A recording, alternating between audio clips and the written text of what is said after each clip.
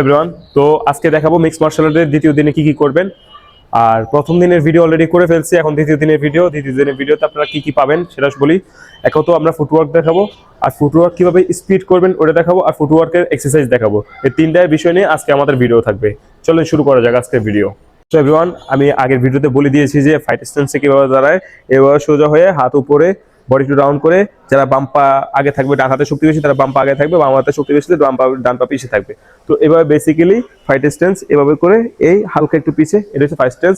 এইবার fight stance থেকে আমরা আগে কিভাবে পারবো, যে ফুটওয়ার্ক কিভাবে করবো। ফুটওয়ার্ক করার জন্য বেসিক্যালি আমরা প্রথমত এখানে দাঁড়ানোর পরে যদি আমরা সামনের দিকে যাই তাহলে আমাদের বাম পা আগে যাবে, তারপরে ডান পা পিছিয়ে আসবে। এভাবে আবার দেখাই, যদি বাম পা আগে যাবে প্রথমে, তারপর ডান পা। আবার যদি পিছের দিকে যেতে চাই তাহলে ডান পা পিছিয়ে যাবে, তারপরে বাম পা। এভাবে বেসিক্যালি আমরা সামনে আর পিছিয়ে আগাই।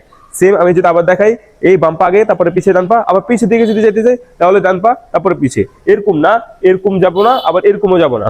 এরকম গেলে হবে না, আমাদের একটা মাপ নিয়ে করতে হবে। কারণ কি, ফাইটের সময় মাপ নিয়ে না করলে আপনার ডিসব্যালেন্স বা পড়ে যাওয়ার সম্ভাবনা থাকে। তো এভাবে পিছিয়ে, তো এভাবে সামনে, ঠিক আছে। এটা হচ্ছে যে আপনার সামনে আর পিছিয়ে যাওয়ার। এবার ডান সাইডে কিভাবে যাবো, ডান সাইডে যাওয়ার জন্য আমাদের করতে হবে কি, ডান পাটা ডান দিকে দিতে হবে, তারপরে বাম পা। ডান দিকে যেতে হলে এই সিস্টেম, আর সেম বাম দিকে যেতে হলে বাম পা আগে, তারপরে ডান পা। এটা হলো আমাদের ডান সাইডের বাম সাইডের সিস্টেম। এই দুইটা সিস্টেমে বাম দিকে যেতে হলে বাম পা আগে, ডান দিকে যেতে চাইলে ডান পা আগে। আর যদি সাউথ পোলে কেউ দাঁড়ান বা ডান সাইড ডান পা আগে থাকে তাহলে সেম সিস্টেম, ডান দিকে যেতে চাইলে ডান পা আগে, বাম দিকে যেতে চাইলে বাম পা আগে, সামনে যেতে চাইলে সামনে ডান পা আগে, আর পিছিয়ে যেতে চাইলে পিছের বাম পা আগে।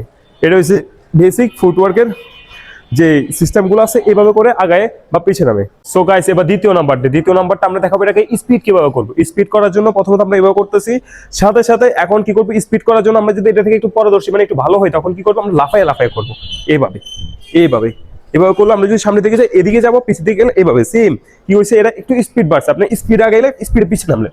এটা হচ্ছে আপনার দ্বিতীয় স্পিড বাড়ানোর টেকনিক। সেম এটা যদি আমি যদি ডান দিকে যাই, এই বাম দিকে গেলে এই কি হলো, আমার স্পিড আগে থেকে বাড়ছে। এটা থেকেও এখন ডাইরেক্ট কি লাফ মেরে আমরা পিছিয়ে যেতে পারছি। এটা হচ্ছে যে আমাদের কি ফুটওয়ার্কের স্পিড বাড়ানোর দ্বিতীয় যে স্পিডে খেলবো, যে স্পিডে। আর এখন আর এরকম বেসিক মানে বিগিনারদের মতো না, এবার একটু অ্যাডভান্স লেভেলে, মানে একটু ইন্টারমিডিয়েট লেভেলে আপনি কি পৌঁছে গেলেন।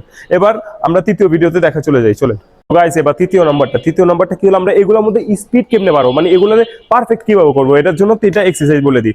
একটা হচ্ছে যে সর্বপ্রথম যেটা করবেন আপনি স্কিপিং।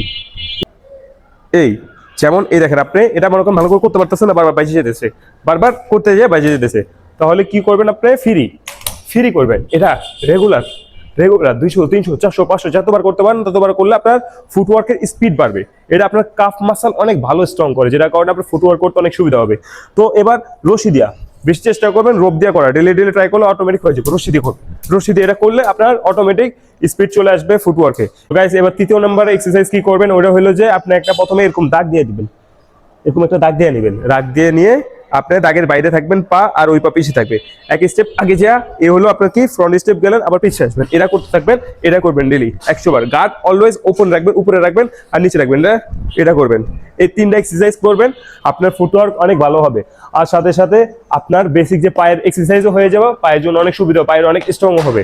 তো আমাদের এমএমএ এর যে সেকেন্ড ডে ভিডিওগুলো বা সেকেন্ড ডে কি কি করবেন এটা শেষ হয়ে গেল। প্লিজ যারা আমার ভিডিও নতুন দেখতেছেন তারা ফলো দিয়ে রাখবেন, আর যারা আগে থেকে দেখতেছেন তারা লাইক কমেন্ট করে রাখবেন।